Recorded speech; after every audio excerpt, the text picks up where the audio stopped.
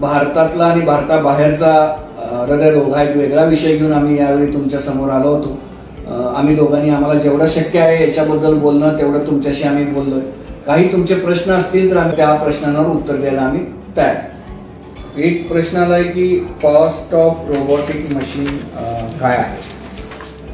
तर आपल्याकडं आता सेवा सदनमध्ये जे रोबोटिक अँजिओप्लास्टी आपण करतोय त्या रोबोटिक अँजिओप्लास्टी पेशंटसाठी एक 60 ते 70 हजार रुपये एक्स्ट्रा असं आपण त्याच्यामध्ये घेतो. कारण ती जी कॉस्ट असते त्या रोबोटिक्सच्या मशीनची असते. म्हणजे रोबोटिकला जी आपण कॅसेट वापरतो तीच त्याच्याशिवाय एक्स्ट्रा कॉस्ट आपण आता सध्या कुठलीही घेत नाही. दुसरा एक प्रश्न आहे की जपान आणि भारत याच्यामध्ये काय हृदयरोगामध्ये फरक आहे का आणि असेल तर का.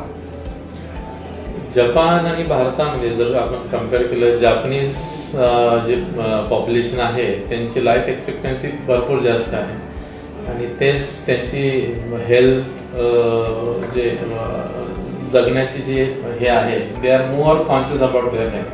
त्याच्यामुळे तसं बघायला गेलं तर जापनीज लोकांच्या मध्ये हार्ट डिसीज किंवा त्यांचं जे एजेड पॉप्युलेशन आहे ते जास्त आहे. त्याच्यामुळे वयामानानुसार ज्या गोष्टी होणाऱ्या आहेत त्या त्यांच्याकडे जास्त आहेत आणि तेच त्यांच्याकडं बाकीच्या गोष्टींची काळजी घेतली जाते. त्याच्यामुळे जे यंग एजमध्ये ज्या हृदयविकार होण्याचे जे हे आहेत, आता आपल्याकडे आपण ऐकतो की 17व्या वर्षी हार्ट अटॅक आला, 20व्या वर्षी हार्ट अटॅक आला. तसंच ते पॉप्युलेशन ते प्रमाण जापनीज लोकांच्या मध्ये कमी आहे आणि जेनेटिक जो फरक आहे आपण जो डिस्कस केला त्याच्यामध्ये पण फरक पडतो. आपल्याकडे जे एशियन सबकॉन्टिनेंट मध्ये जे लिपिड प्रोफाईल आपण जे म्हणतो LPA स्मॉल लिटिल लायपोप्रोटीन ए ही आपल्याकडे लोकांच्या मध्ये जास्त असतं. त्याच्यामुळे जे लिपिड प्रोफाईल किंवा अॅथ्रोजेनेसिटी ज्याला म्हणतात, ज्या आर्टरीज मध्ये जे कोलेस्ट्रॉलचे प्लाक तयार होणे ही शक्यता आपल्या लोकांच्या मध्ये जास्त आहे. ते कम्पेअर जर केलं आपण बाहेरच्या लोकांच्या मध्ये तर ते कमी आहे. त्याच्यामुळे कोरोनरी आर्टरीज अजून एक मजेची गोष्ट आहे की जपानमध्ये बायपास सर्जरी करून घेत नाही.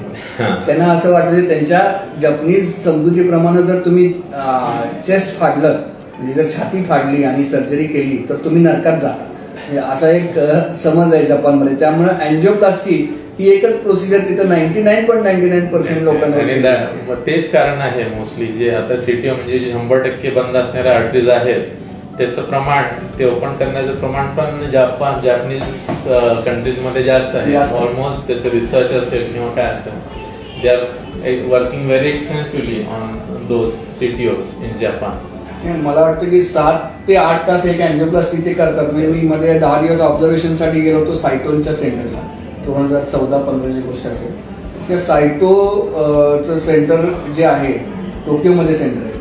तर एक अँजिओप्लास्टी मी जी अटेंड केली 100% ब्लॉक होती. तर जवळजवळ 6 तास ते अँजिओप्लास्टी ते करत होते. म्हणजे मॅक्सिमम बायपास टाळण्याचा प्रयत्न ते करत होते. बायपास टाळण्याचा प्रयत्न. Thank you very much. Thank you. Thank you.